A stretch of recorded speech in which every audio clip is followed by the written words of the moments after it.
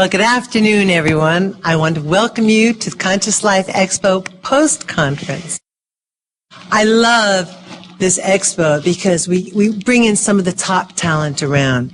And the gentleman that I'm going to introduce is one of the people that is definitely tops in his field and has such incredible information to share.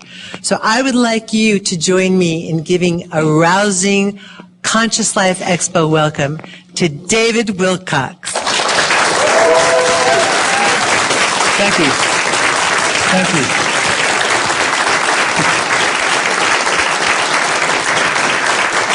Thank you. Appreciate that. You know, 2012 is about a new birth, and now that I have my own umbilical cord, we have a great symbolic reference for that.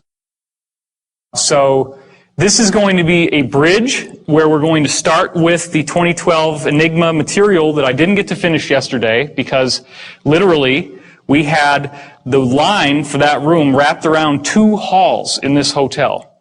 It was enormous. How we got all those people into that room, for those of you who remember, I don't know how it worked, but it was a divine miracle in and of itself that we actually got the people in.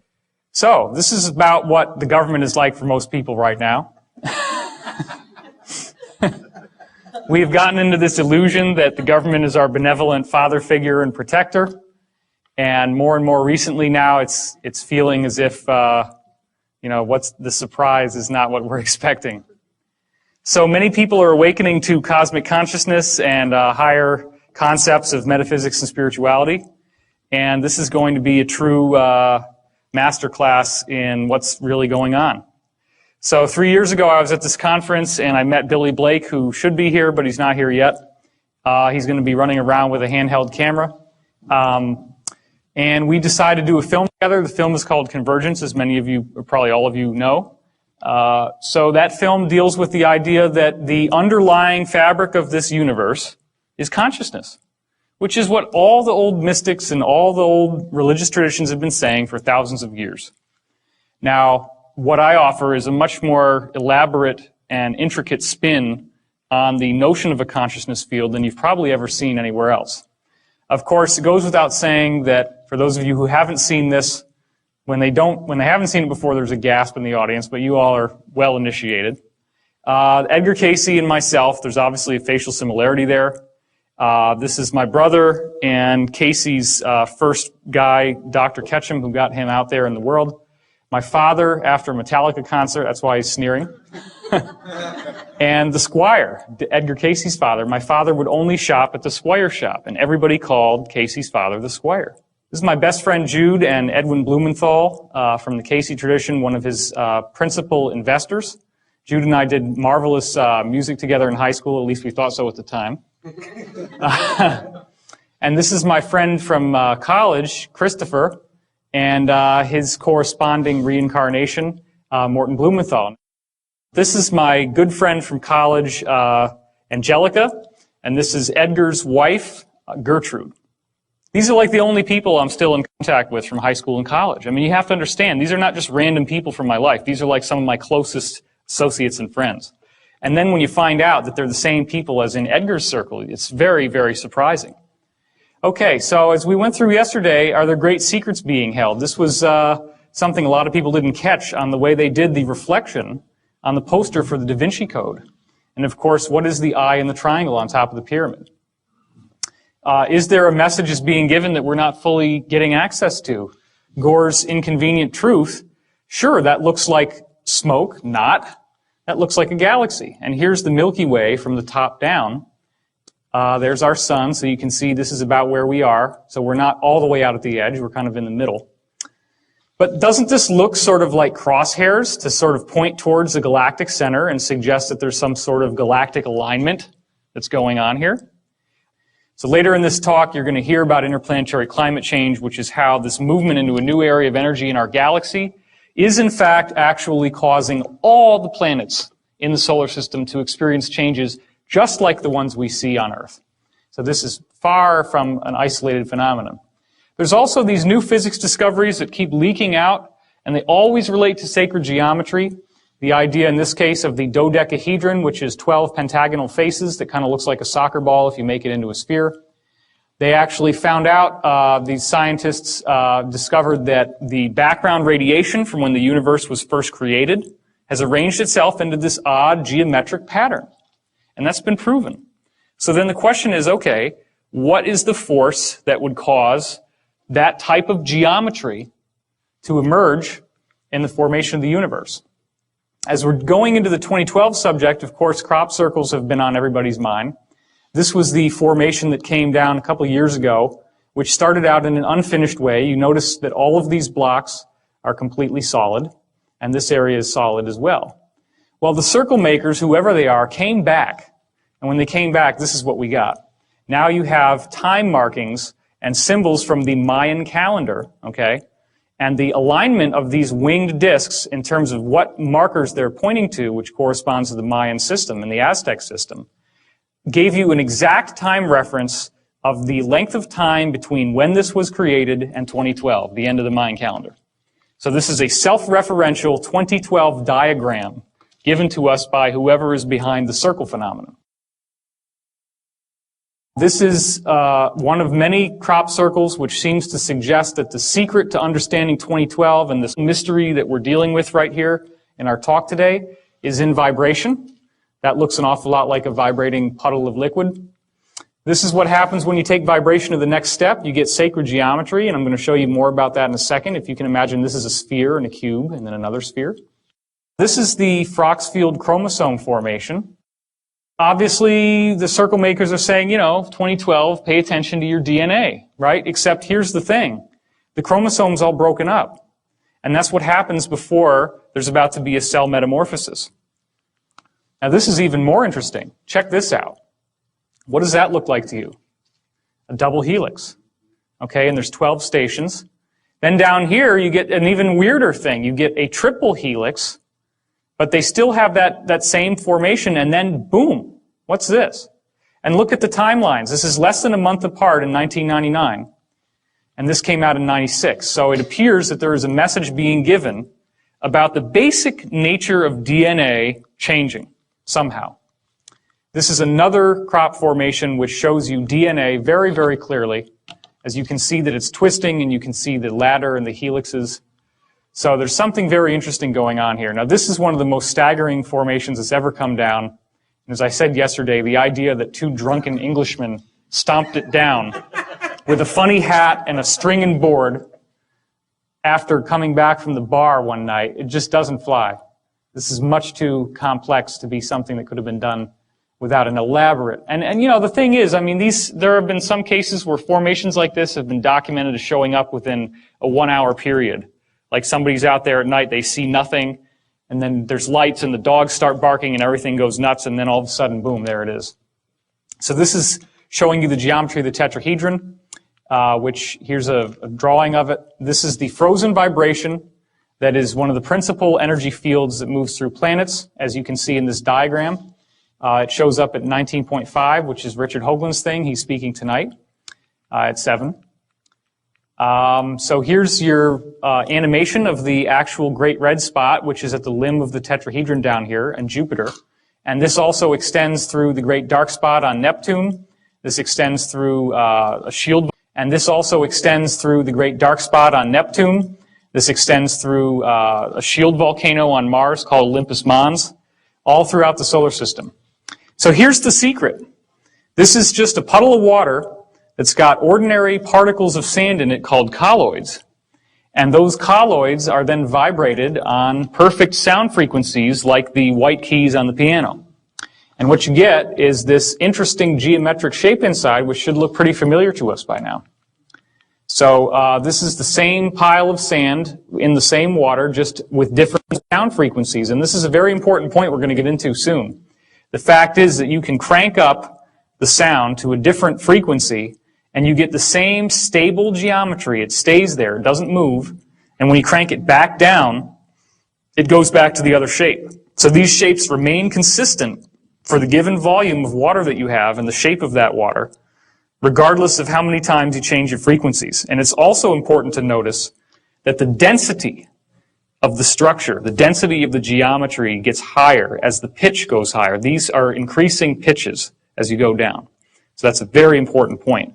So what if physical matter was actually built like this? What if this is the secret of physical matter? Could that mean that atoms and molecules as we know them could fundamentally shift? That's what we're looking at. As I was training you into seeing yesterday, is there a parallel reality where space and time flip over, where they invert with each other? And the answer is yes. That's actually what is going on. Does this solve all the basic quantum physics problems? It does. And that's been proven.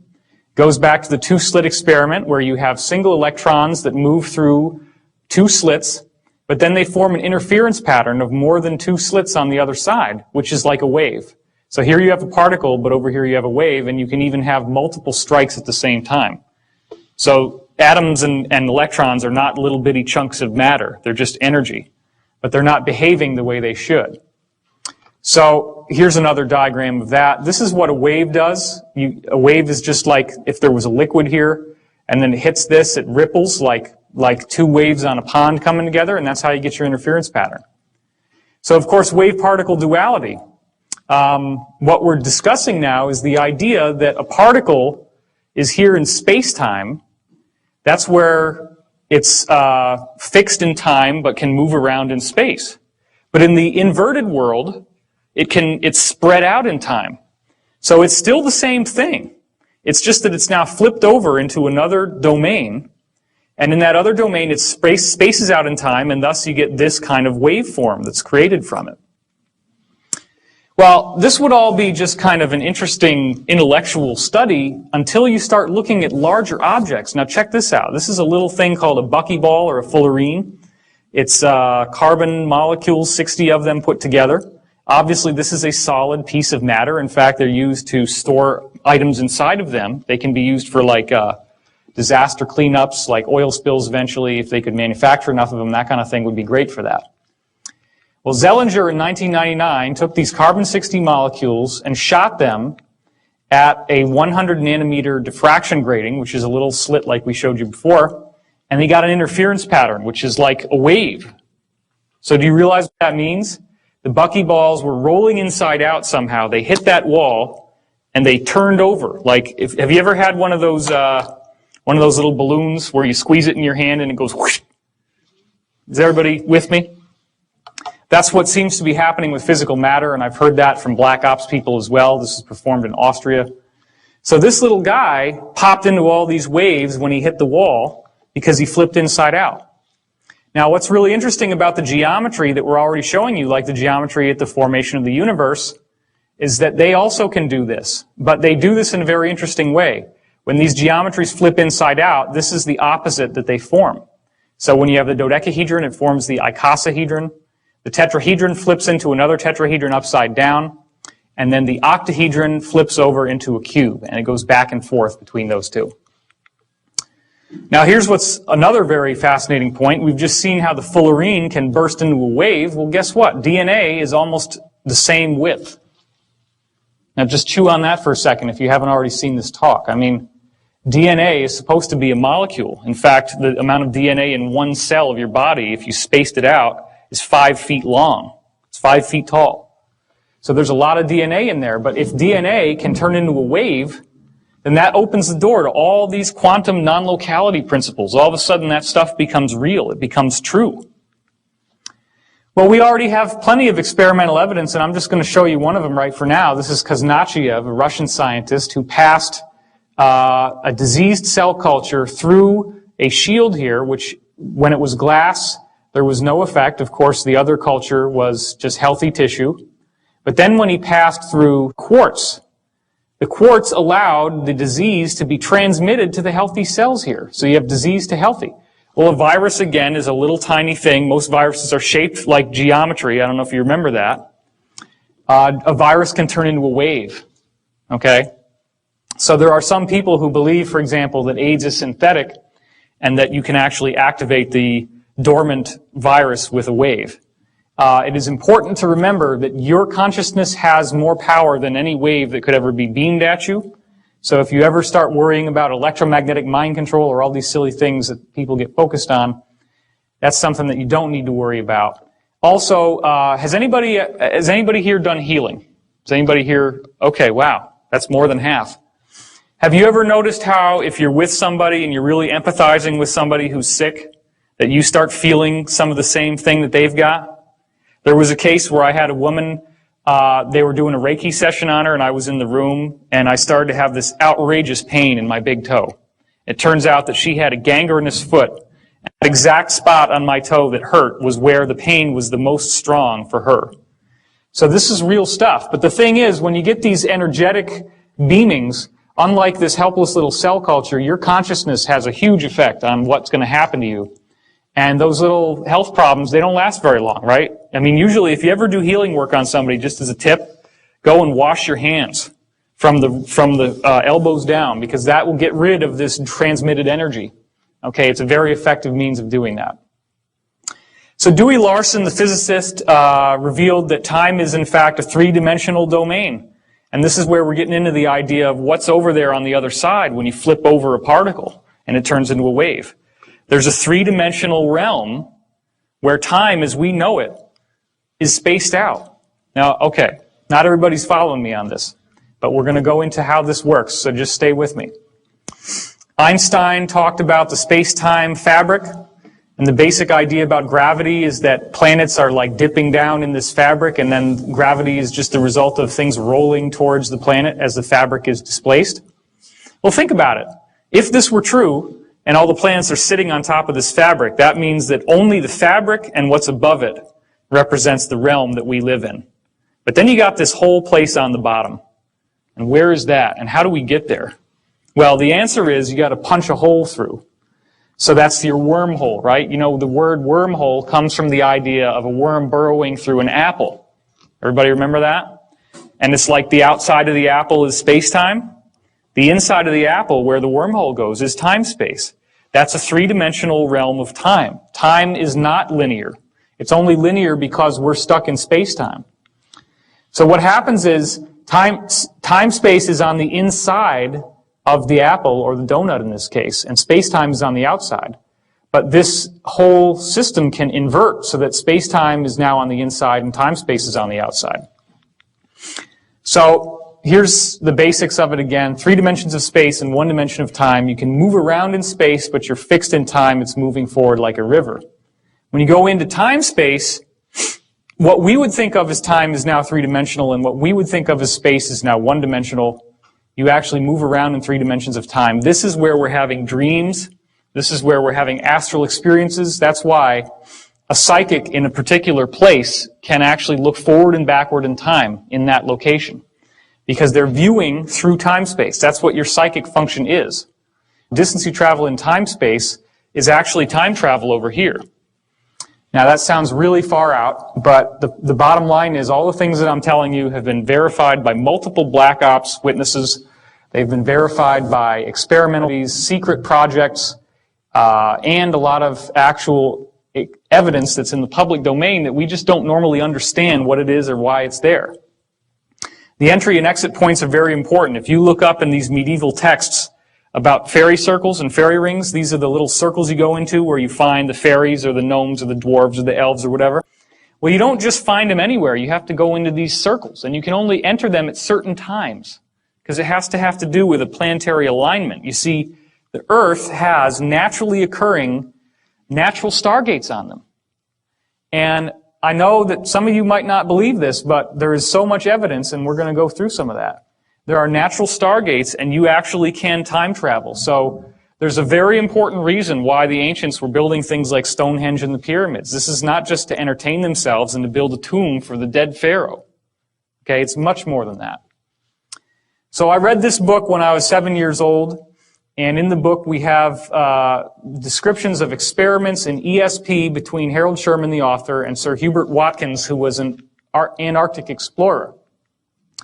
They documented some fantastic telepathy experiments. In one case, Sherman is sitting there in his room in LA, and he's tuning into Watkins, and he gets this pain in his head, and it hurts a lot. And so he writes down, okay, pain in the head. When we correspond that to what Watkins' journal said at the same time, all the people in his Antarctic expedition team were bumping into this stovepipe that had fallen down with a sharp edge, and they were actually lacerating their head, the skull. It will hit bleeding from that, and he was feeling the pain. Just like I said, there's an energetic transmission of the pain.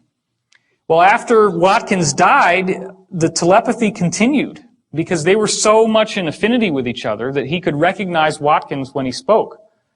So Watkins is describing in some of these readings, I guess you could call them, what it took for him to get into Sherman's mind. And he said there was a nested set of spheres that he had to go through. And he had to find a channel to the center to get to the message to Sherman, which was not easy. That's why they call it channeling.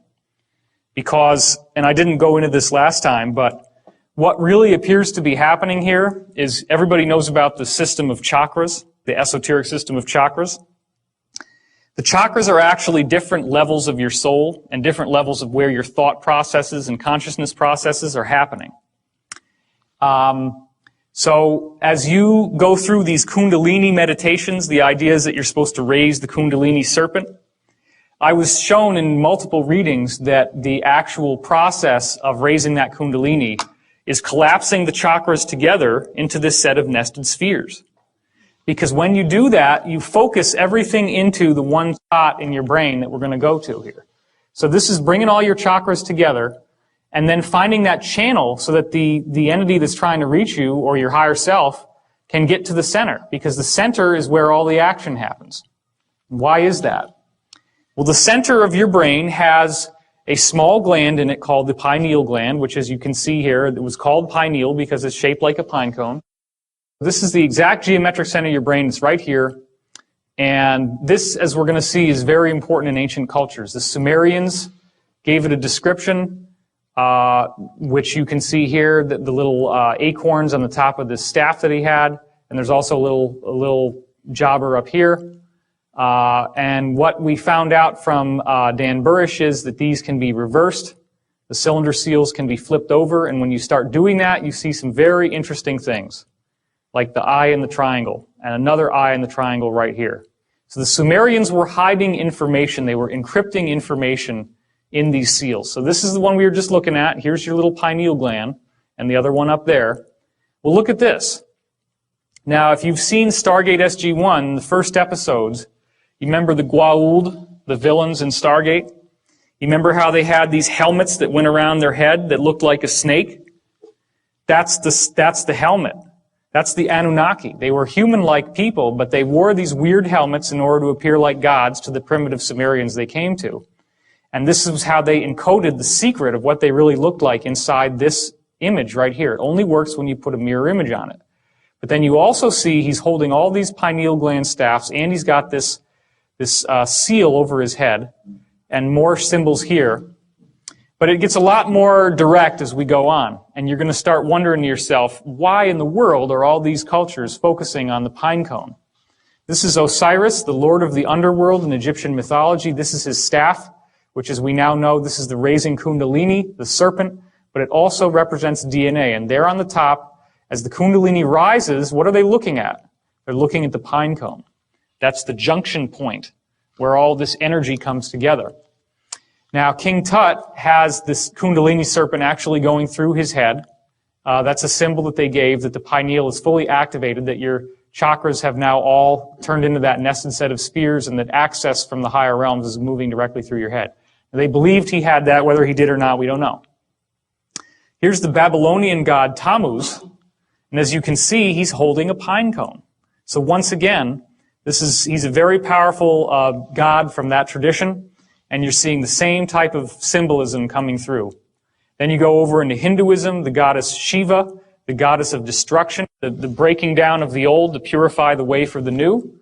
What does her head look like? What does that hair look like? It's another pineal gland. And you've also got the redundancy with the symbol of the third eye, and you've got the serpent wrapped around her head. The same iconography once again. And it's so powerful in the Hindu tradition that even now, it's common practice to wear a symbol of the third eye on your forehead if you're a woman, and they all have these various bindis, as they're called, that they can order and wear. This is, as we go more into more recent gods, the god of drunkenness and revelry, Bacchus. You can see he has the goat-shaped ears here, the kind of demonic almost looking, and he also has the cloven feet. But then look at this. What's that?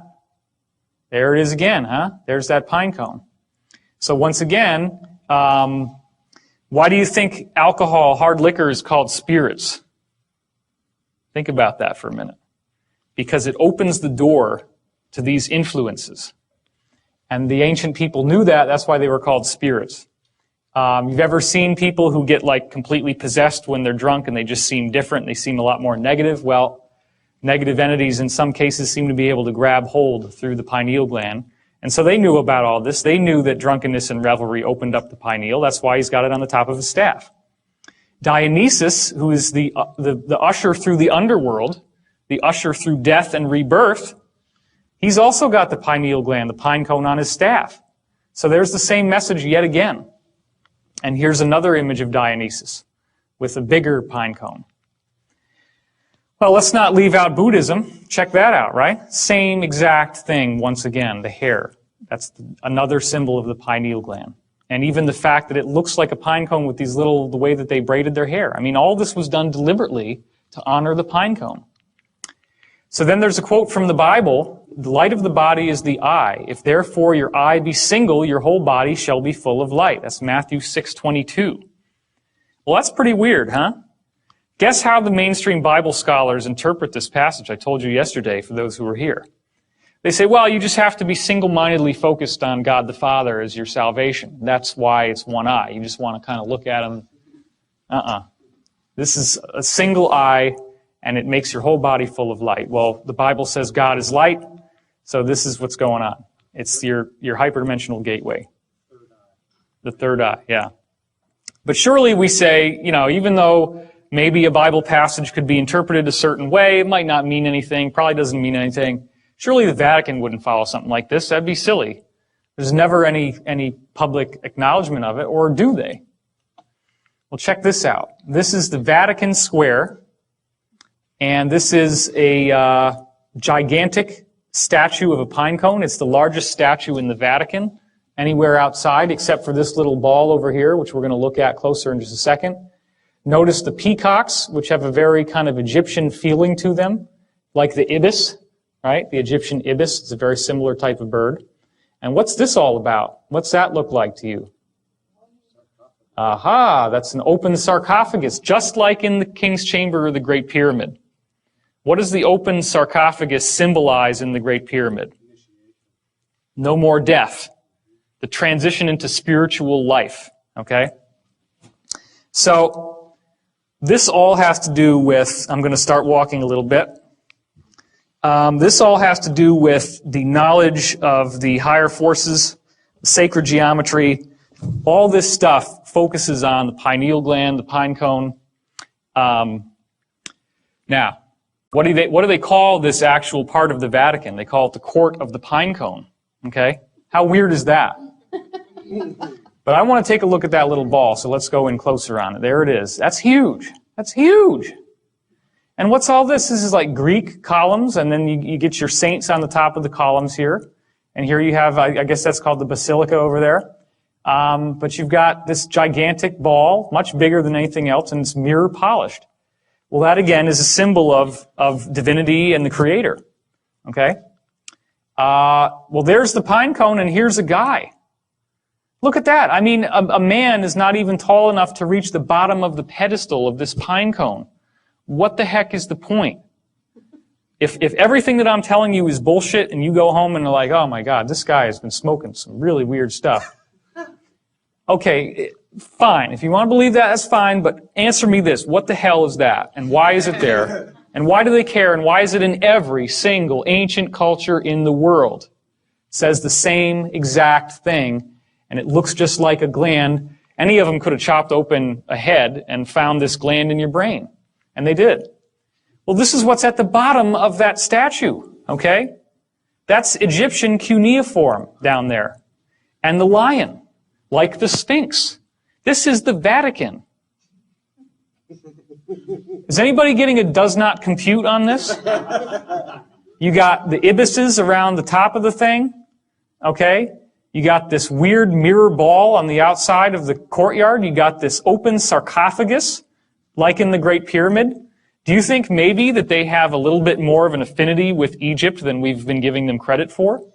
Do you think that maybe the ancient Templars who designed the cathedrals used the same sacred geometry in the Great Pyramid in order to make those cathedrals so that they would function as consciousness resonators and amplifiers, using the domed ceiling, using the stained glass windows that have sacred geometry mandalas in them, and using the Gregorian chant, which has the tones of sacred music that then activate your consciousness? This is what's going on. That's the other side.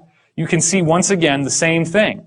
You have this lion who's there. Well, okay, I guess if we put a cross on the top, it doesn't really count as an obelisk anymore. You know, we can kind of glide on that one. Doesn't work for me. This is very much something out of Egypt. And here's the smoking gun. The actual pontiff himself carries a staff that has a pine cone in the staff.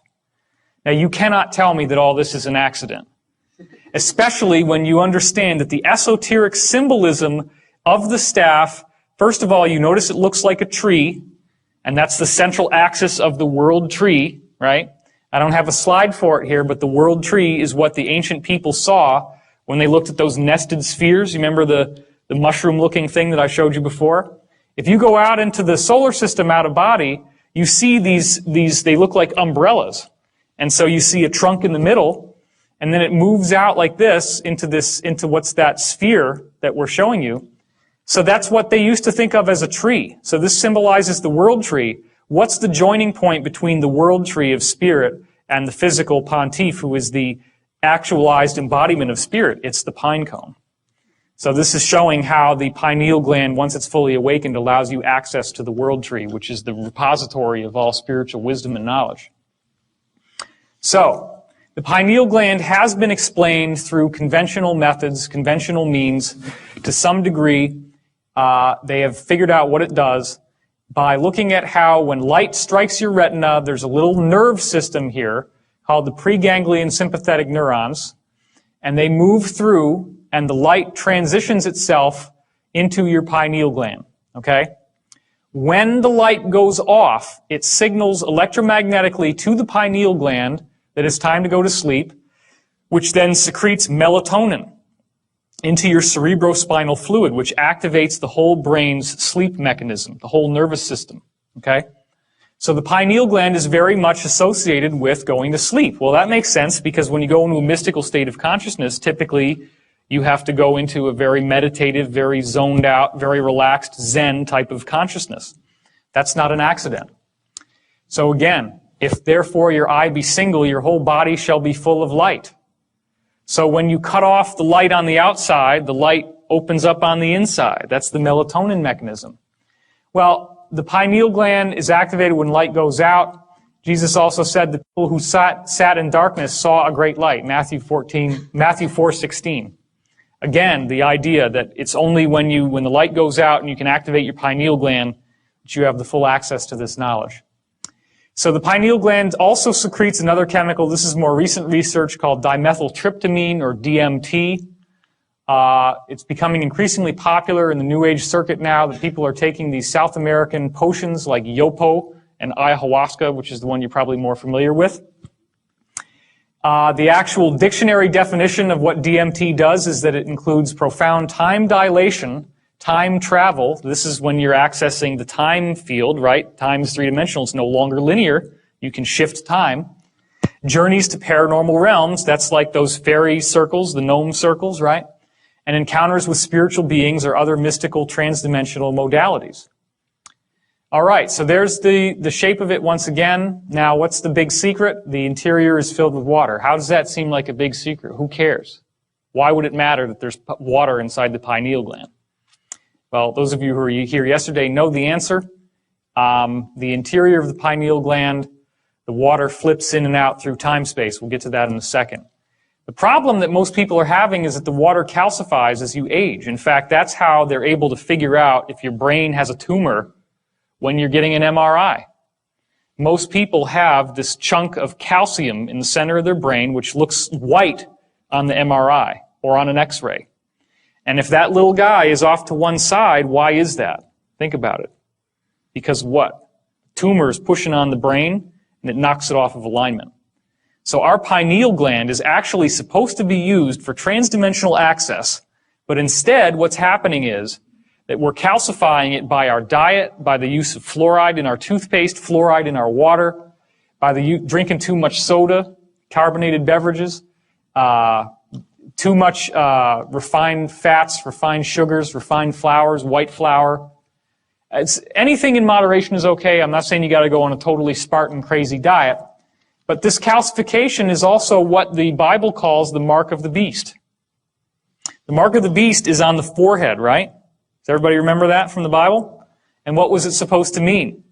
It's supposed to mean that you're captured in the grip of materialism. Well, that means that you don't have your spiritual access open. That's the symbolism. The symbolism is when you look at the chakras, you actually see a dark spot up here. So that's where that comes from. Now this is where it starts getting very, very strange, okay? If you haven't already been blown away, this is where it should start to change your consciousness. The interior of the pineal gland, all along the inside, has rods and cones just like the retina on your eye. Do you think that maybe when they called it a third eye, that they knew what they were talking about? Do you think that an eye must have a cornea and a lens and all this vitreous fluid in it like we have? The fluid is there. But you just got the retina. So there's something that appears to be happening inside. It's like there's a little television in here. And you can actually get audio out of it, and you can get video out of it, and that video feed is being picked up by the rods and cones, and that's your imagination. That's the mind's eye. You actually have a retina. Have you noticed that when you visualize something strongly enough, that you really do see it? You can close your eyes, but you're still seeing things. This is where it's coming from. Now, some of it obviously can happen in the mind. I'm not saying that everything that you think is showing up inside this little gland here. But what I am saying is that a lot of your contact with the other side, when you're traveling through time or when you're having a dream, the interface between your dreaming body, the silver cord, as it's called, the silver cord is anchored right here. That's where it comes from. That's why when people have an out-of-body experience, they hear a loud cracking noise, and then they fly out of body. The crack comes from right in here, as it's called. The silver cord is anchored right here. That's where it comes from. That's why when people have an out-of-body experience, they hear a loud cracking noise, and then they fly out of body. The crack comes from right in here. So, the answer to why this works is that there is an electromagnetic shield that is created when the light goes out. It may be stimulated by the release of the DMT, but these two little arteries here, they don't look like much, but it's a known fact that the pineal gland has more blood flow per cubic volume than any other gland in the body. This gland has the most high amount of concentration of energy from your body of anything else. And that's because it's our gateway. So if you can start to imagine the idea that there's this complex electromagnetic shield that starts forming like this, and you see all these weird rotations happening around it, and they're all going in these different directions, what that actually, and it becomes so fast, it's like, if you move it fast enough, which I'm not really capable of doing, it would just start to be all red. You get a perfectly formulated shield around the gland. When you do that, you have now shielded off all of the electromagnetic, gravitational, and otherwise, well, not gravitational, but all the electromagnetic, the radio waves, all the energy that gives us a reference in space-time. That opens up the door to time-space, just like when you shoot that little carbon-60 molecule, the little buckyball, at the slit, and it pops inside out, and it turns into a wave as it goes through. Well, there are little molecules inside this water called microclusters. And those molecules can flip over, and that's the gateway that allows you to see into time-space. So darkness activates electromagnetic activity. It feels like a pressure, a buzz, or a tone or acceleration inside your head. Has anybody here not had that experience? Okay, no hands have gone up. When you'll hear sometimes it's almost like there's a gong, or you feel like a pressure in your head. Now some people just call that Kundalini activation. But what's actually happening is that sometimes spontaneously, even during the day, your pineal gland just kicks up. It's like a car engine, and it suddenly gets going, and you feel this sort of explosive energy shooting up into your head. This is actually this mechanism, this machinery of electromagnetic charge, zooming around, doing all these different things to shield off the water inside to give you access. So if that ever happens, if you get that tone in your ears, just try to tune into the meditative state and get really clear and figure out what's the message of that moment. A lot of times it'll be that whatever happened right before you get the tone is something really important for your spiritual evolution. So you want... also seem like an excruciating headache? It can. Headaches can happen, but that's when there's a blockage. That's when there's something in yourself that's not allowing this to fully open. And that, at that level, deals with not being able to see yourself as a sacred being. Seeing yourself as unholy, seeing yourself as impure. So it really does boil down to self-acceptance. When you're fully aware and self-accepting, you can fully open your pineal gland. That requires a great deal of work, which is what we're getting into later in this talk. So the water becomes your conduit to time-space, the parallel reality, and then your interior retina in your third eye, because you actually do have three, records the visual images. That's what all the ancient cultures painted the bindi on their forehead for. DMT seems to accelerate the activity. LSD and other psychedelics force the pineal to release DMT. It's potentially dangerous, so I'm not recommending you go out and start tripping because your pineal can get stuck on even when you're awake. And that's the actual nature of schizophrenia, delusions, and waking hallucinations. There have been multiple studies that have been done proving that shamanic visionary experiences and schizophrenic hallucinatory experiences are almost identical. What the ancient shamans have happened to them is just about the same as what happens to schizos. It's just that the schizo is cracked. The walnut is cracked, as I call it, or the acorn, or the pine cone, right? If you have some of that electrical activity that doesn't know when to shut off, which could be also the melatonin, right? When the melatonin kicks out, it's telling you to go to sleep. That's what starts to fire up this engine. It's only when the DMT kicks out a little bit that the engine goes into full steam. But that's usually only after you fall asleep. But as you start to fall asleep, the melatonin starts to rev up the engine. Well, a schizophrenic doesn't get enough sleep. That's one of the things that every study has shown about schizophrenia. They are insomniacs. So if you do that enough, then melatonin more and more will start to be synthesized while you're awake, and it starts to open your gateway, and you start getting these hallucinations. So DMT is what's cracking that protection of keeping it electromagnetically dormant while you're awake.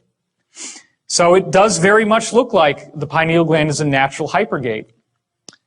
Now, here's another interesting thing. A colleague of mine discovered that the eardrum inside the ear is tilted on a weird angle. That's not straight up and down like you'd think it would be, or that you normally would imagine. It's tilted, and it actually tilts forward like this. So the eardrums look like this inside your head. Okay?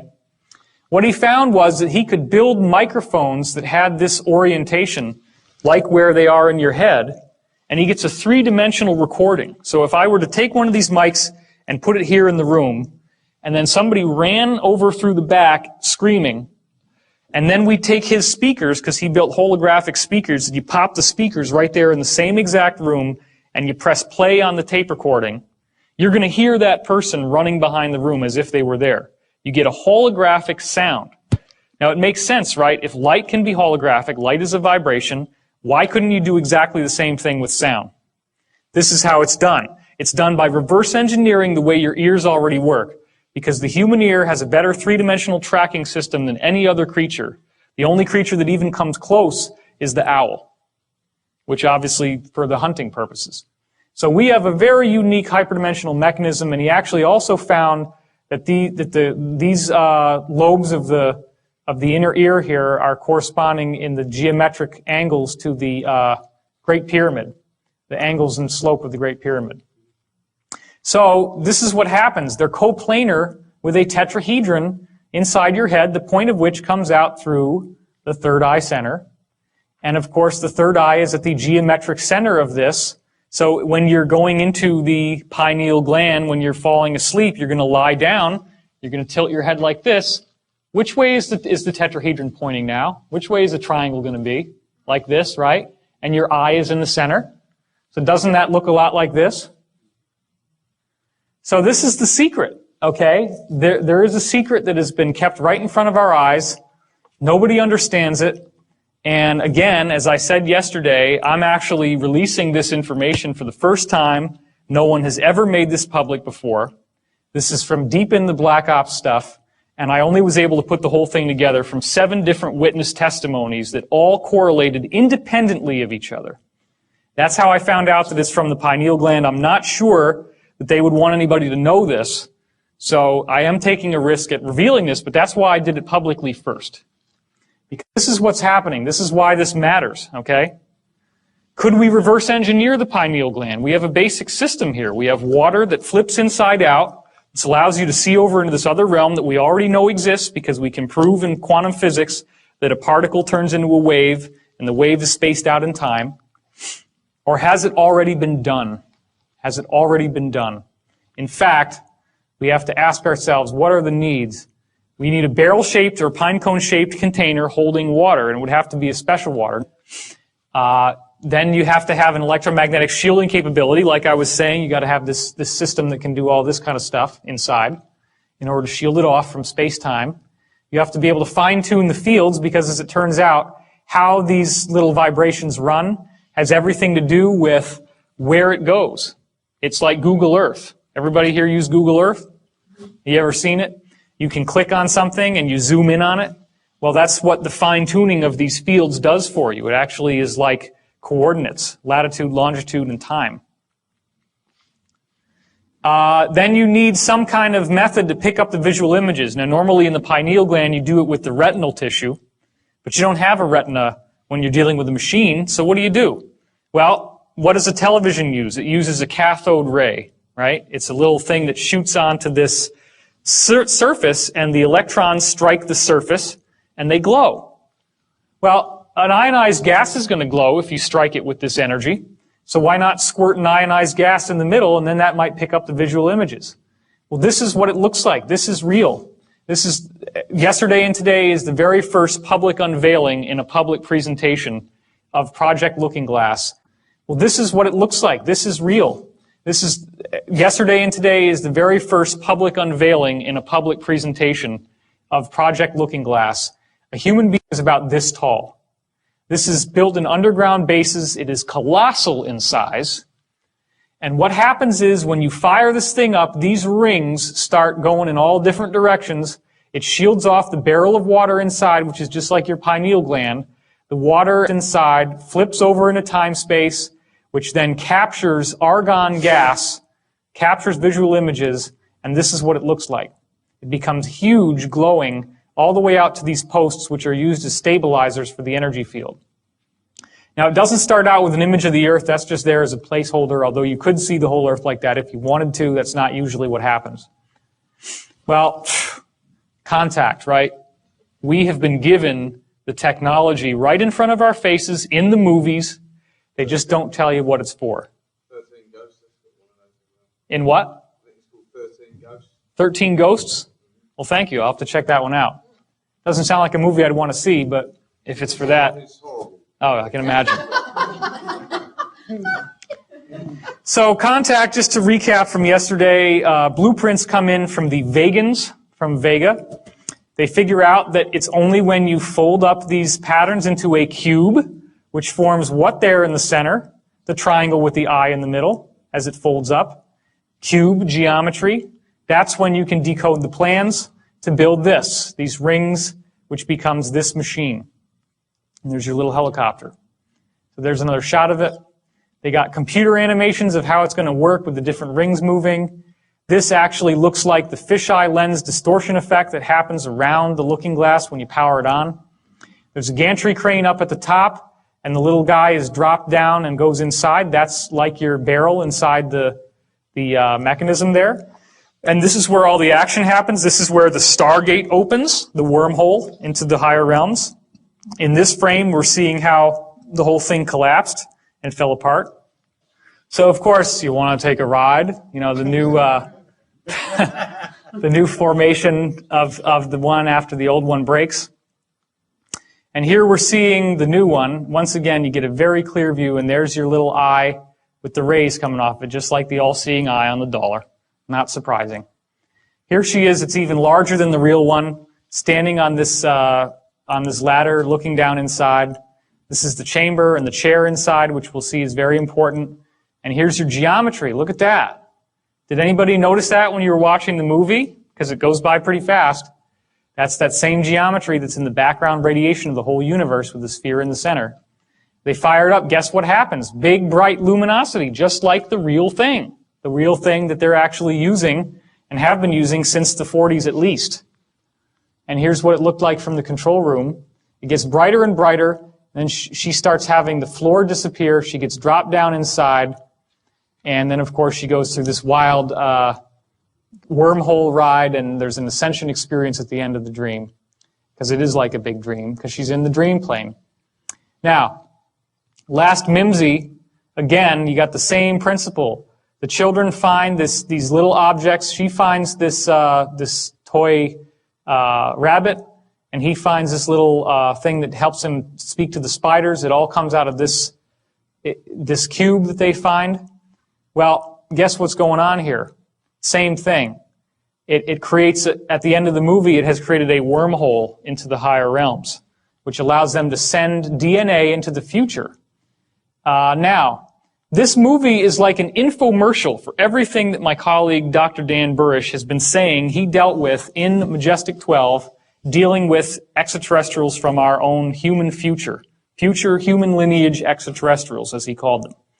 That apparently, in his system, they have gone to the future, they have survived, but they had a small gene pool as a result of the cataclysmic activity in 2012, and I'll get into why I don't believe this is what's going on.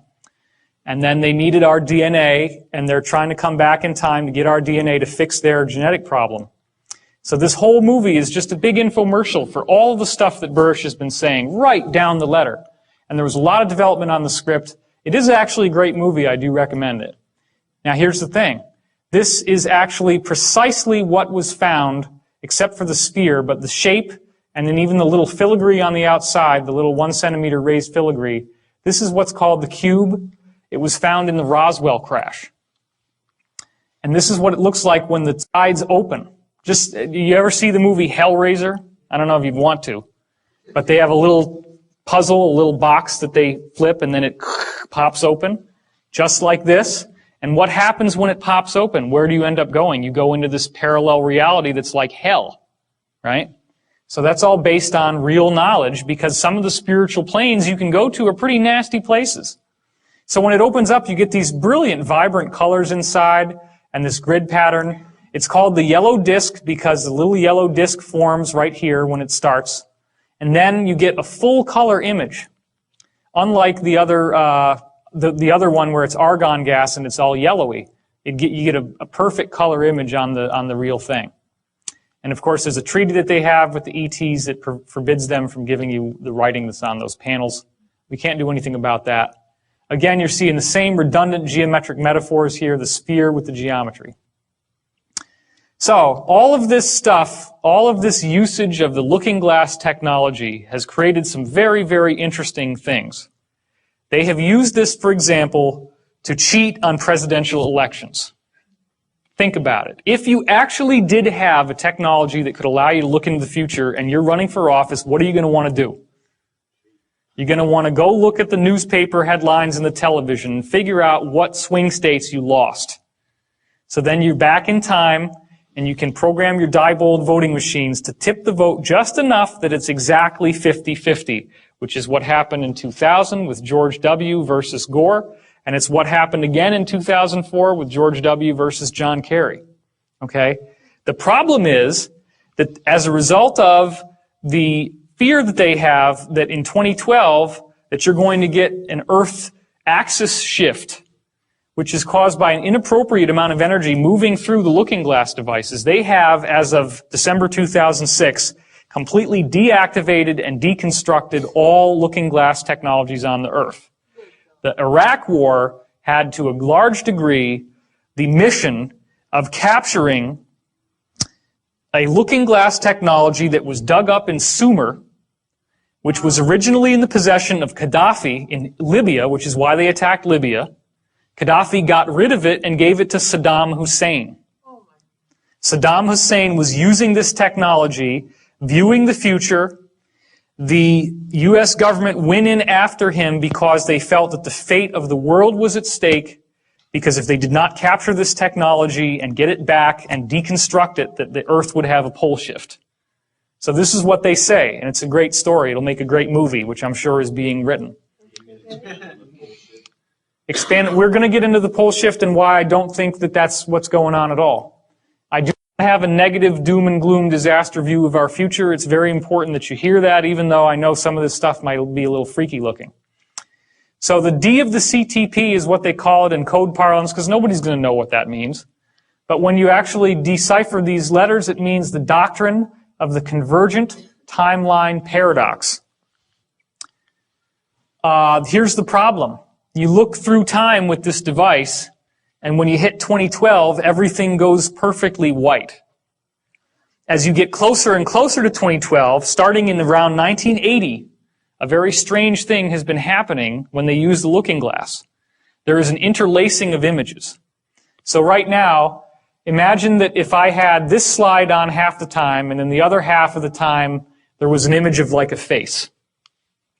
And if I interlace them slowly, then maybe every second it goes from here to the face to here to the face. Then as it speeds up, it gets faster and faster to the point that if it were complex images, you couldn't make out one from the other because they're flip-flopping so fast. Okay? That's called interlacing, and the frequency of the interlacing gets higher and higher as you go towards 2012. So any time that they try to look at or they used to try to look because they're not using them anymore, 2009, 2010, 2011, 2012, bam. It's so interlaced that they have a whole server farm of computers just to deconstruct the two images and be able to see what they're looking at in the future. So again, this is what they're using. This is one of the main ones they're using, the Orion cube as they call it, or the cube. And also it's being used with looking glass. But what's going on with 2012? Well, here's another very interesting thing. Dan Burrish, who I've had multiple discussions with privately, and we're actually going to have an event that we're speaking at together at Caltech, which is later in March. And I'm going to have that on my website if you're interested. It's going to be local. My website is divinecosmos.com. And we're going to talk about all this stuff there to some degree, but it's mostly going to be on his research with biology, which we'll get into later. But anyway, we have multiple parallel futures that we can choose. And what he found was there was a treaty that they were trying to do with the extraterrestrials that was codenamed Tau 9.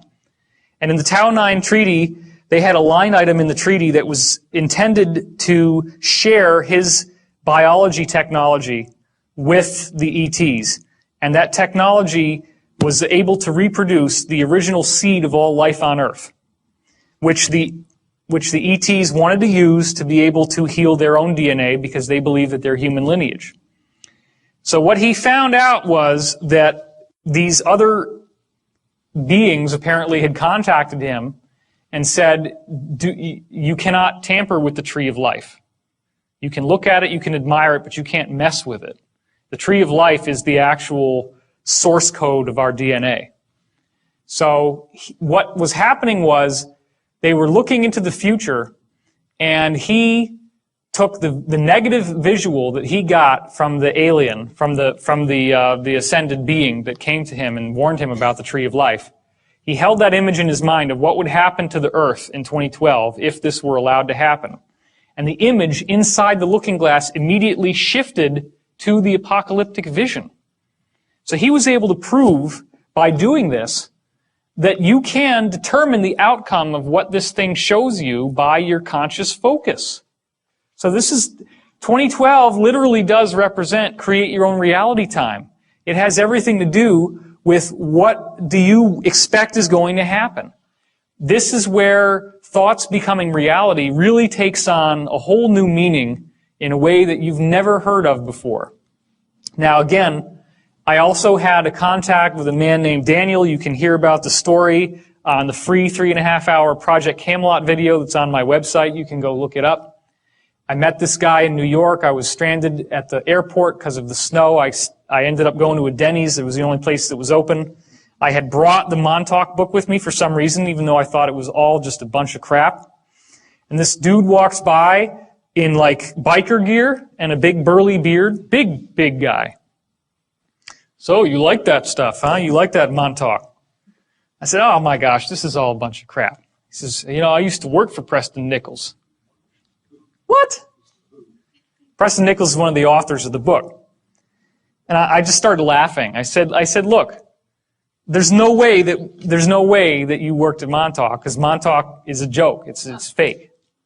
Well, he kept on talking, and the next thing you know, he sat down, and we stayed up all night, and I had like scribbles all over the placemats.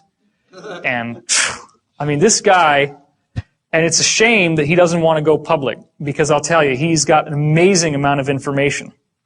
And I didn't go into it very much yesterday. Some people asked me to go into it a little bit more, so I will do that. You have to understand that there is a basic New World Order, an Illuminati, if you will, which is primarily run by the Rothschild family. The Rothschild means red shield, which is all kinds of esoteric symbolism we could go into, which I don't have the time for. The Rothschilds financed Stalin and the takeover of Russia, the Bolshevik Revolution in 1917. They have financed the French Revolution. They financed World War II. They financed Hitler, and they were financing the U.S. So they believe in order out of chaos. You fund both sides of a war, and whichever side wins, you got their vote, because you're their paymaster. You've given them their money. You control their financial supply, which means you can control the government. Okay? And you profit no matter what. Right. And also what happens is that the war stimulates the economy, so you get much more infrastructure and much more buildings coming out of it. That's why, for example, Ford Motor Company was building tank plants in Germany, which is why Hitler's Wehrmacht had the tanks. It was from Ford. When American bombers bombed Ford's tank plants in Germany, Ford personally repaid Hitler so he could rebuild the tank plants faster. Boeing actually was shipping, this has been documented, was shipping passenger airliners to South America, which were then sent to Africa, where they ripped the seats out and turned them into Hitler's bomber fleet. That was Boeing. These are American corporations. The whole idea of these big wars is a joke. It's a setup. It's a game that's played to play off the opposites against each other in the hopes of synthesizing a new world order where we all kind of synthesize. That's why Democrat and Republican is a joke. Okay? They want certain aspects of the conservative Republican Party. They want, for example, the cultish religious aspect, but it's not Christianity. That's why the liberal side is all about being open and being free and not having any of these traditional shackles on you. Because what they ultimately want is a racist society. They're very racist, and they're interested in a new world order which is run by a Luciferian philosophy. Now, this is very disturbing sounding stuff, but they actually believe that since they have the secret tradition that goes back to Atlantis, and that they've been persecuted for thousands and thousands of years by various people, nobody persecuted them as badly as the Roman government through the Catholic Christian Church. They were tortured, they were killed, so they came to the natural conclusion, you can understand anybody would have done this under the circumstances. What do you think they would choose? They would say, okay, whatever God these guys think is God, that's not the right one, because he's stringing us out on the rack, he's torturing us, he's killing us. Therefore, whoever the Christian church says is the bad guy is the good guy. Okay, wait a minute. Lucifer is the brightest light, the brightest angel in heaven, right? And he's the one that got tossed out of heaven. Well, maybe he got tossed out of heaven because he was too cool, right? Because everybody else in there was a bunch of corrupt shysters. Well, this is actually what the most powerful people in the world think. And they are a fundamentalist religion just like any of the others. They still believe this weird stuff. They follow these teachings. They actually buy into this, okay? So that's why it's weird, because you see these political parties that are siding with religious fundamentalist Christianity, and they actually do have a fundamentalist religion, but it's the mirror opposite. So their energy vibrates with each other, and that's why they work together so well. Don't forget, of course, that Hitler was also running on a Christian platform. And who was Hitler's main ally in World War II in Europe? Italy. Italy is the Vatican. The Pope and all that stuff was supporting Nazi Germany, okay? Because it was in the Vatican, which was in Italy, which was Mussolini. So, the reason why I'm telling you all this is not for you to have a fatalistic sense of doom. It's to also enlighten you to the fact that this is going on, that it's real, and that the Nazis were very, very proactive in rebuilding all of the ancient secrets that had been lost. Because for the first time, they had a world power government that could go out and militarily by force invade places that were being kept under lock and key with heavy guard and go in and steal the artifacts and the technologies that would allow them to rebuild their so-called master race and all this stuff that they're so into. Okay? What's that? Raiders of the Lost Ark. Raiders of the Lost Ark, exactly.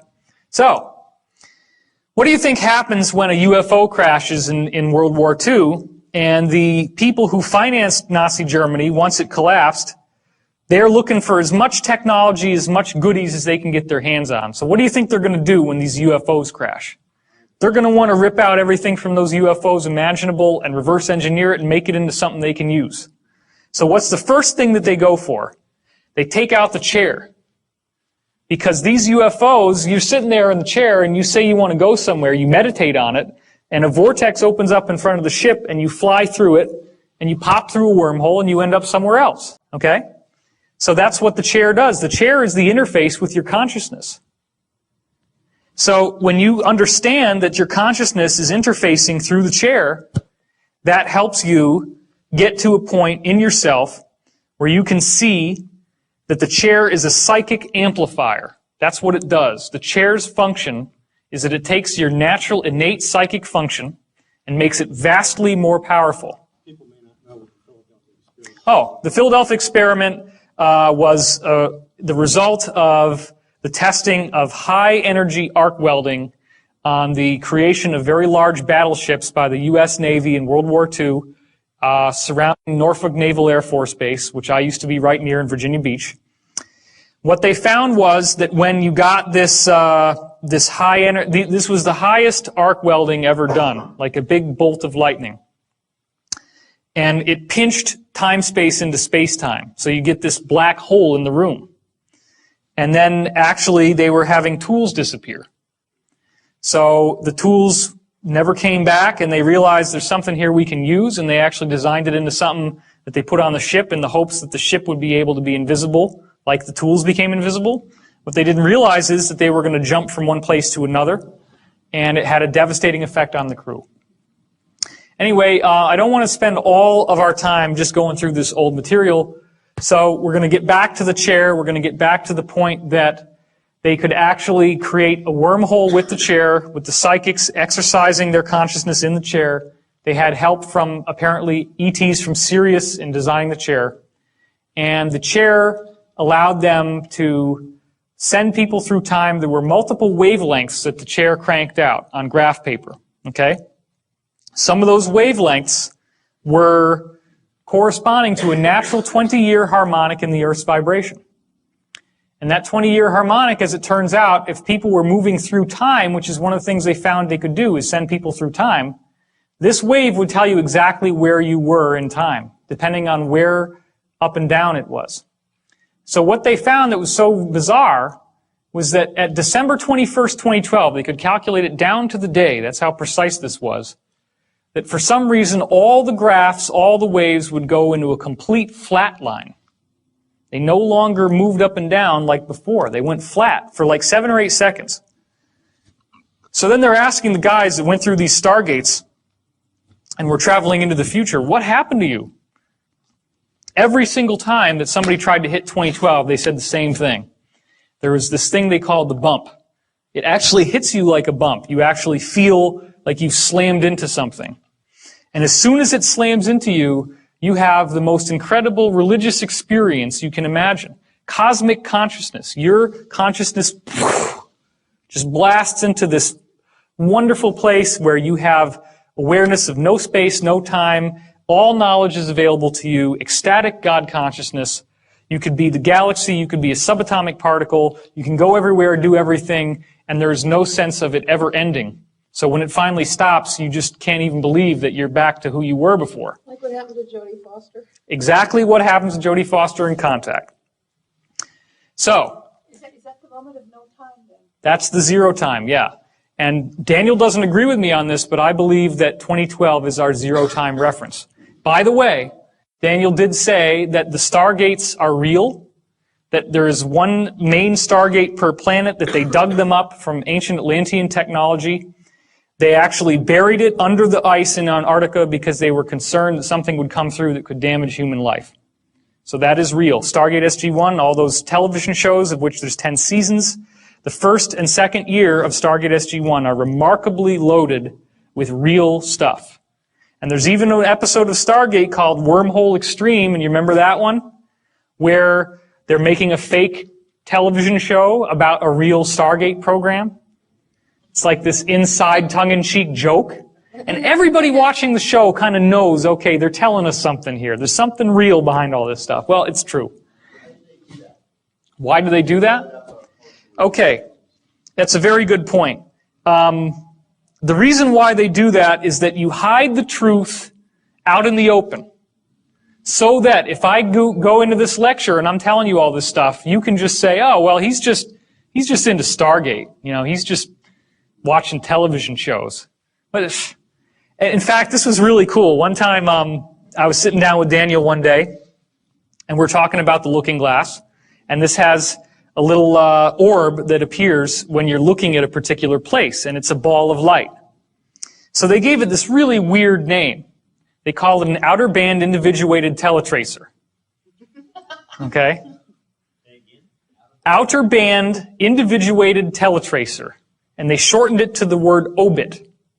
Outer band individuated teletracer, an obit, right? So then we're thinking, all right, this is what they always do, right? They hide this shit out in the open. Let's go Google outer band individuated teletracer and see if there's anything there. I couldn't believe it when we went on Google after he just told me this. He had no idea either. And boom, Outer Limits. There's an episode of the Outer Limits called Outer Band Individuated Teletracer. Wow. And it's all about this stuff. There was a show. He was actually really interested in me too, because I seem to have some sort of psychic connection to these things. He says to me one day, what do you think a TVG is? I said, time vector generator. How did you know that? You're right. I don't know. Yeah.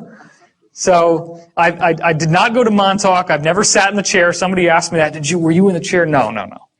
I was just very, very fortunate by some kind of crazy synchronicity to meet this guy. I wish he would go forward, but he doesn't want to. He did tell me, by the way, that they have found life on other planets. He said that the moon Io around Jupiter has little creatures crawling in the rocks. He said that Mars once had a civilization, that they've actually had astronauts on Mars, that they have a photograph that he saw of these astronauts waving with a big pyramid next to them. They actually have underground bases on Mars.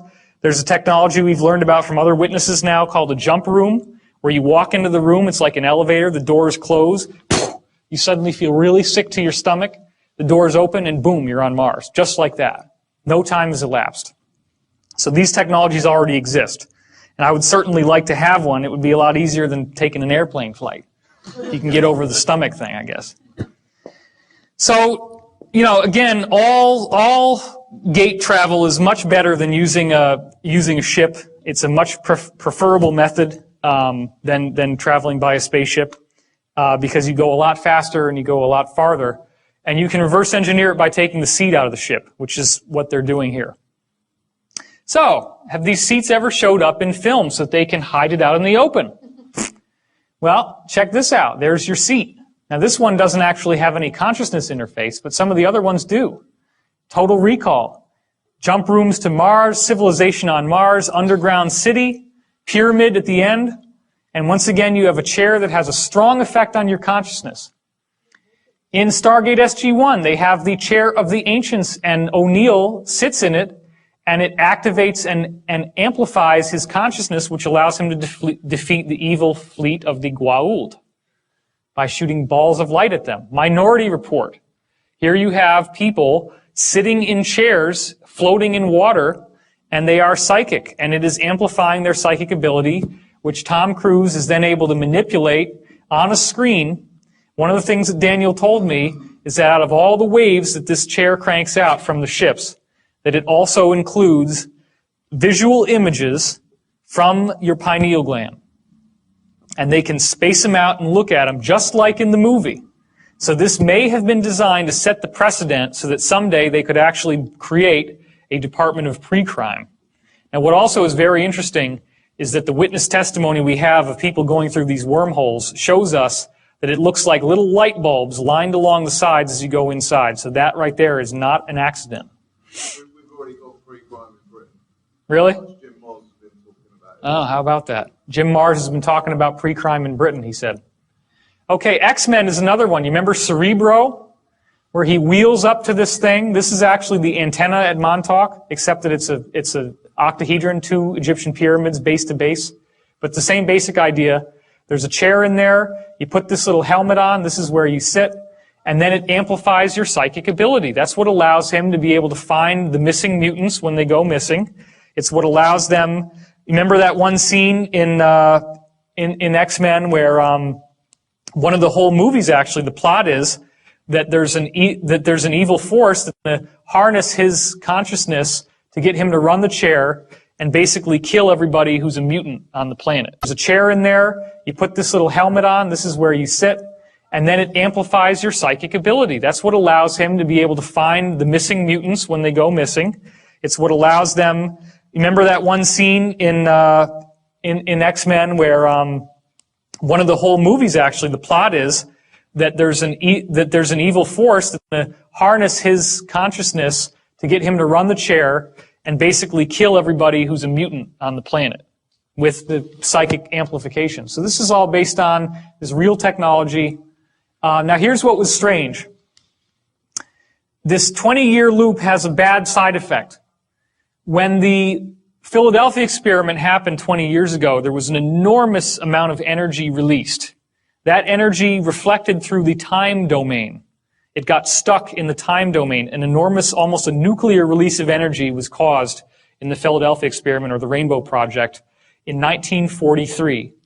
There's a 20-year harmonic, and during certain favorable points in the harmonic, if you have a huge energy release, you're going to get another one down here, and you have a conduit or a gateway between those two areas. Okay? This is bad. We don't like this. This is called a rift. It's very dangerous. It's very serious. 1943 created a rift 40 years later with 1983, I guess somewhere around here. And 1983 was when a creature got through, August 13th, 1983, and trashed the entire base. And destroyed the Montauk base, destroyed the chair. It just so happens that Daniel called in sick and wasn't at work that day. So he didn't get mind wiped, so they didn't erase the memories out of his mind. So he remembers everything that he learned and everything that happened when he was working on this base. Somebody has a question. I just heard it in my head. What kind of creature? The creature was based on the movie Forbidden Planet, which was the monster from the id. The secret that Daniel knows, because he was in contact with the guy running the chair, Duncan Cameron, is that they were very pissed off at these Nazis. They did not like the Nazis. They didn't like what they were doing. They thought they had too much power. They thought the potential to misuse this technology was much too vast. And they said, we need to figure out how to stop this thing from going on. They created the monster with their own thought. The official view is that it's a rift and that some interdimensional monster came through. The reality is they took advantage of the 20-year harmonic, which they knew would have that energy, and they used it to create that monster to kill the program, and it worked. So that's the truth. What's that? They would be the, what you would call in the Stargate SG-1, the Tok'ra, the inside people who are not going along with their bosses, but they're rebelling, the white hats, so to speak. So, hold on real quick, I'm losing track of everyone. So Daniel is the early guy you met, not Dr. Dan Burrish. Daniel is the burly guy that I met. He named himself after Daniel in the Stargate series, Daniel Jackson. Is he okay? Are you sure he's okay? I'm sure that he's okay now. He's in seclusion. I haven't even seen him in 2 years. He usually lives out in the middle of nowhere. He doesn't like a lot of human contact because he's been psychically trained. He was measured as a P7. He had a special psychic gift called a conduit, which allowed him to feel other people's emotions and thoughts very, very strongly. And as a conduit, he was able to take, like did everybody see the movie Powder? He could do just that.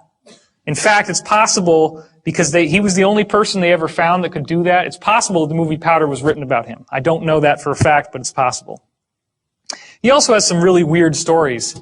He said that he was accosted by a gray extraterrestrial when he was in his remote location, and he shot it with a shotgun. And he said that they found out in these programs that the extraterrestrial physiology is like a vegetable and not like a body. So you can shoot them and they don't get hurt. This thing, and it just sort of kept walking. Very weird, huh? So yeah, and that's what's so strange is that when I was in high school, I wrote a story about a guy who shoots an extraterrestrial with a shotgun. And we started to find all these weird correspondences. The first time I took LSD, and I have done acid, I did 20 some odd trips. I had a very strange experience. As I was coming down the stairs, I was peeking. I was like, what in the world is happening to me? I had this feeling that if I did not create the floor under my feet with my mind, that I would fall through the floor. And so I'm walking very carefully like this, tripping, just, oh shit. It turns out that that's exactly what happened in the Rainbow Project Philadelphia experiment. It turns out that the people who could remember where they were before they went into this gray mist of zero time didn't get stuck in the hull of the ship. But the people who couldn't remember where the ship was and couldn't create the ship from memory, when they got through, they were stuck in the hull and died in many cases because you can't pull somebody out. So he said, he has some weird ideas, and, he thought that I was connected to the project somehow, like my soul is basically helping to relieve the karma of the planet through this thing that happened. And I guess this is part of what I have to do, is share this with you, because obviously there's a reason why I met this guy. And that's the funny thing, too, is you can tell that this is real because people ask me a question, and I pop out with something new, because I've had many, many hours of conversation with Daniel. No, I'm not gay. No, we're not homosexually involved. Somebody wrote that on the internet. It's like, forget it. I haven't even seen him in 2 years. We were just friends, that's all. Okay? Get over it. And even if I was gay, which I'm not, what possible difference would that have to my message or to the value of the material that I'm sharing with you? Can I get an amen on that? Come on. I mean, really, let's just let go of these ridiculous prejudices, because everybody has a right to be here. Every soul is precious beyond measure. I am not a racist. The DNA level shows us that we are so similar that you cannot actually tell what somebody's race is from a genetic test. There's only very, very weird special things that they have to go out of their way to find to look. But we're 99.9% the same. It is. It's a smear tactic, and it's being used to dumb us down and to get us fighting with each other rather than looking to the source of the problem. Okay? But that's what we're doing. By shedding light on it, we're helping to understand it. So, the reason why I'm going to go into rifts and holes in time is because it has to do with 2012, and it has to do with you breaking down the conditioning. Let me finish the sentence. Breaking down the conditioning that has kept you from seeing the greater reality that we live in. Question? Can you go back to the 20-year space-time cycle? Yep. You were saying before that at the apex of the current cycle, you get a rift in time, and one was created in 1943, another one in 1983. Is there a possibility of that happening again at some point in the other? Okay. He asked a good question, which is the apexes of the wave and the bottoms of the wave is a 20-year cycle, but especially from top to top, the 40-year cycle from 43 to 83, you get this big conduit, you get this big rift that was created by the Philadelphia experiment. Now again, it could have been anywhere. It was the fact that the Philadelphia experiment was done when it was that created a harmonic coupling 40 years later. That's all. I don't know for a fact that that was on the peak of the wave. He didn't say that. However, this wave is a subharmonic. It's only a subharmonic. The 2012 wave is much more powerful because we're dealing with ultimately a 26,000-year cycle.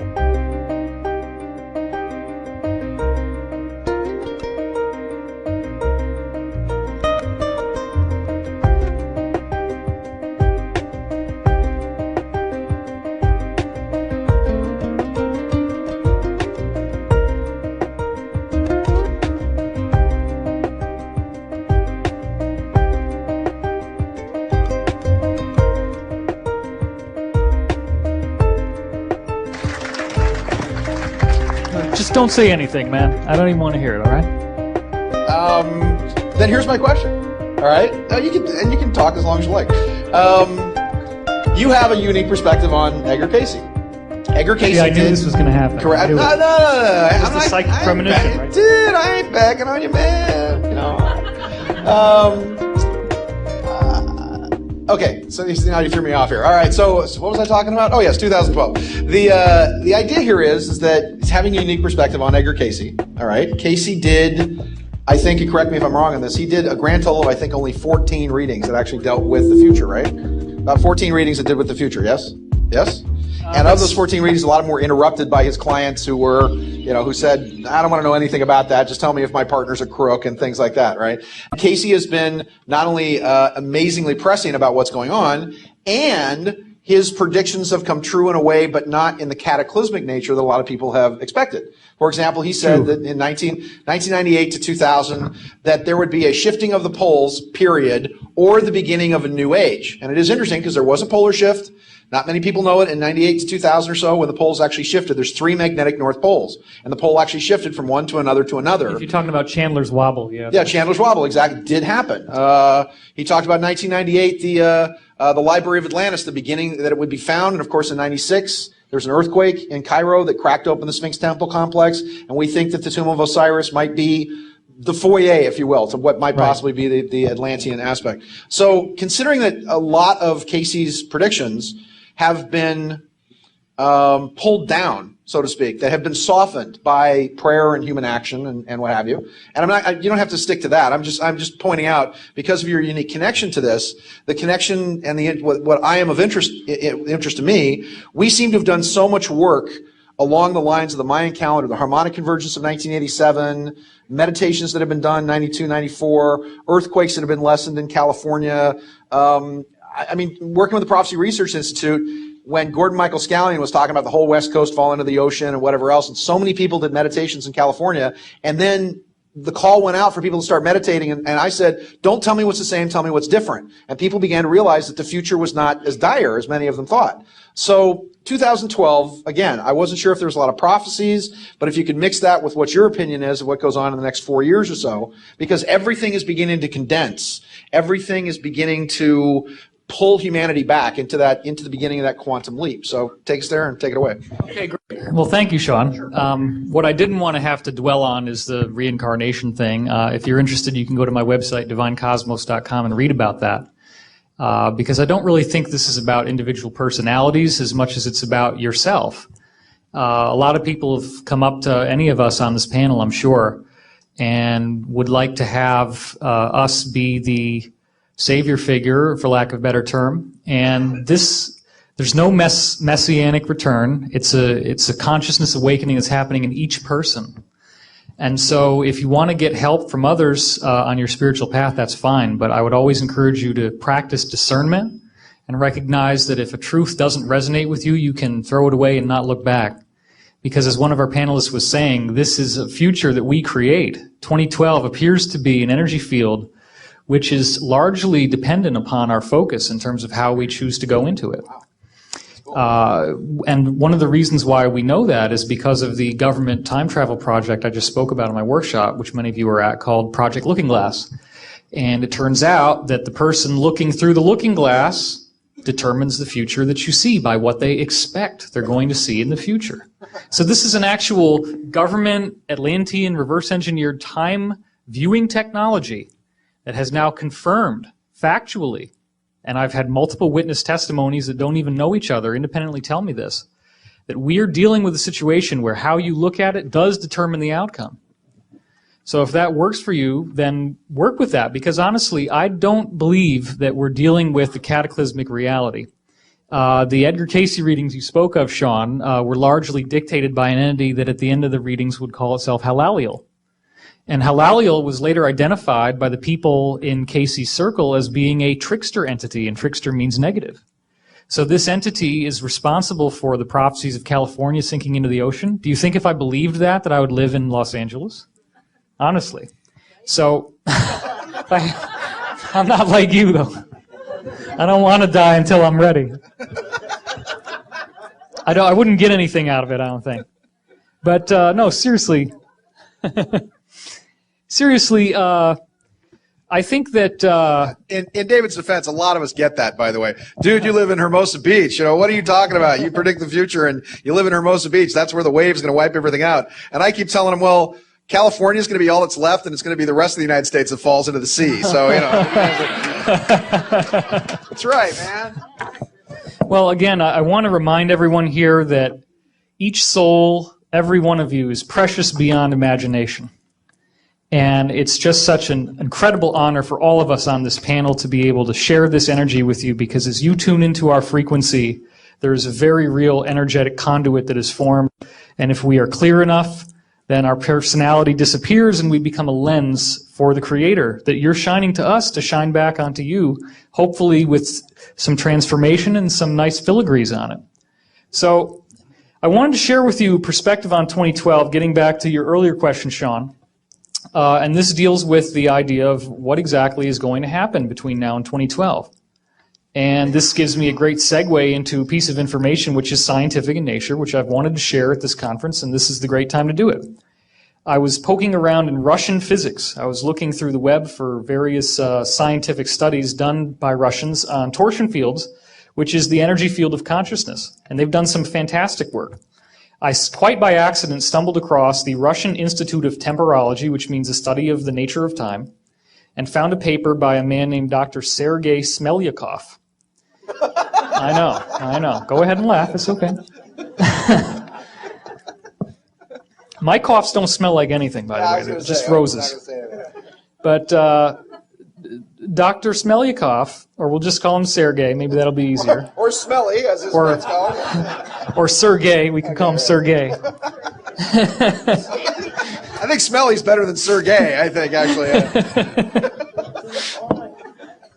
Sorry, Danny, I don't want to tangent on you. I apologize. Okay, the point is this. Smelyakov looked at the Mayan calendar, found out that, does everybody know about the golden mean, the phi, 1.618? That's the harmonic cut, the sacred cut. You can cut a guitar string and it'll be 1 to 1.618 is the ratio. Anyway, that's the basis of all life and all growth. If you take the Mayan calendar cycle of 5,200 years in length and you start chopping that up by the phi ratio so that it implodes into a singularity in 2012, which means that if you have an imploding spiral, okay, you're cutting it by phi, you cut up 5,200, make that sacred cut, and then cut that unit and cut that unit, those cuts will fall on certain years. And what Smelyakov discovered is that on those years, very, very substantial changes happen on the planet, including the fall of civilizations, the rise of new methods of measuring time, the rise of new civilizations, the rise of great spiritual teachers such as Jesus and Gautama Buddha, the major earth changes. In fact, the Russians did a 2,000-year retrogressive study of earthquakes and found that the biggest earthquakes happen on these resonance points. Well, think about what I said. It implodes into 2012. So what does that mean? Prior to actually hitting 2012, in the last year especially, there's going to be one after the other after the other. And every one of these wave fronts changes the planet, changes consciousness.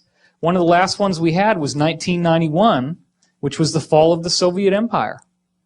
One of the more recent ones that we had was right before, like 2 days before the Bush administration invaded Iraq, which I believe was the political fall from the public will of power that they had.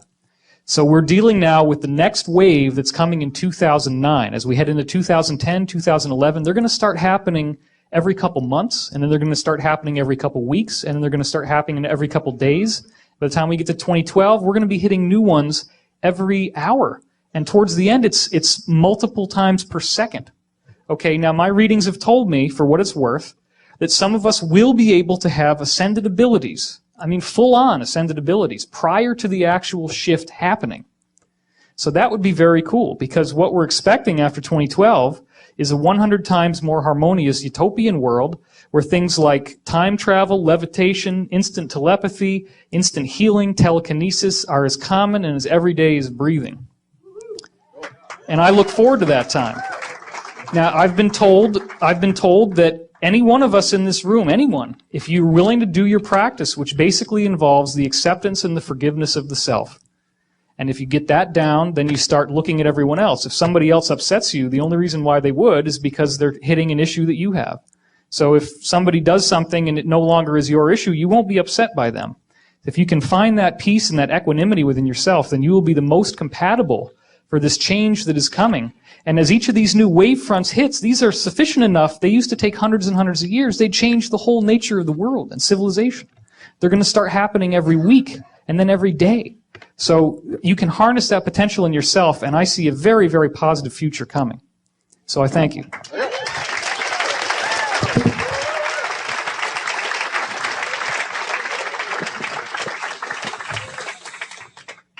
Forgive Bush. Already done it.